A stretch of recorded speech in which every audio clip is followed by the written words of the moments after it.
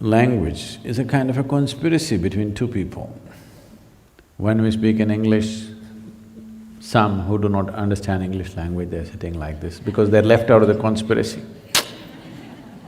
Suddenly I speak in Tamil, all the Tamil people start laughing, English people, they're left out of the conspiracy because it is a conspiracy, it's a widespread conspiracy, so you don't think on those terms. Suppose all of you know one language, just me and one more person know another language, and I start speaking in that language, all of you, what's happening? Conspiracy, isn't it?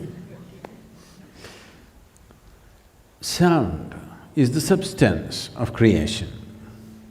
Meanings are made up in human minds.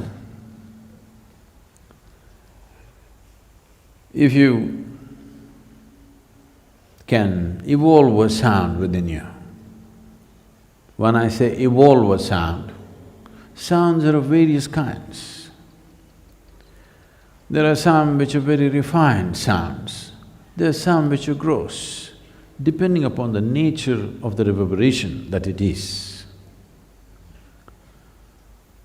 Or in other words, everything is sound. The rock is a certain kind of sound, the tree is a certain kind of sound. This is one kind of reverberation, that is another kind of reverberation. The very air that you're breathing is another kind of sound, the very body is another kind of sound. Same rock here and the same rock there as Dhyanalinga, but a completely different kind of reverberation. So the same sound can be taken and refined to a certain level.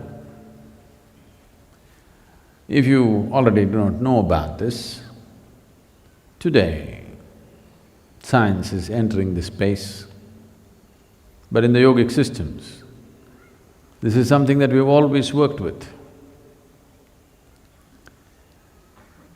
Today, modern science is talking about how both sound and light are reverberations.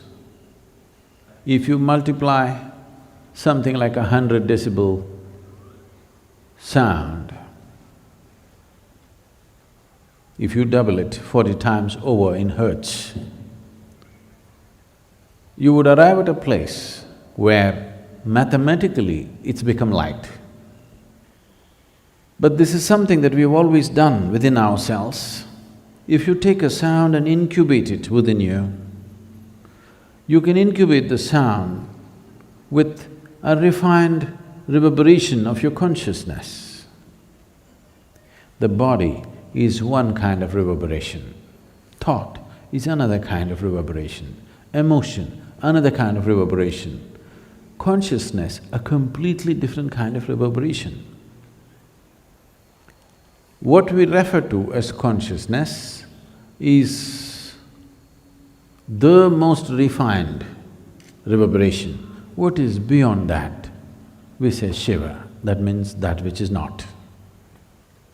Because its reverberation is such that you cannot even know it is there. It is utter stillness, but there is a reverberation in that also. Now, if you take a sound into you and if you can incubate it in your consciousness, this sound can slowly be transformed into light.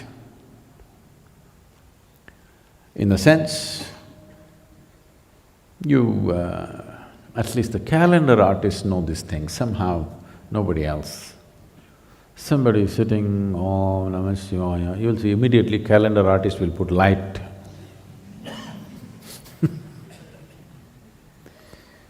Because somewhere he knows, if he masters the sound and incubates the sound within himself in a certain way, it will transform itself into light. Different reverberations do different things to people. There's no doubt about that. With mantra, with music, people have noticed these things. Different types of reverberations do different things to different individuals. But if you transform a reverberation from one dimension to another by incubating it within yourself consciously. One can know light from within, and nobody around will miss it either.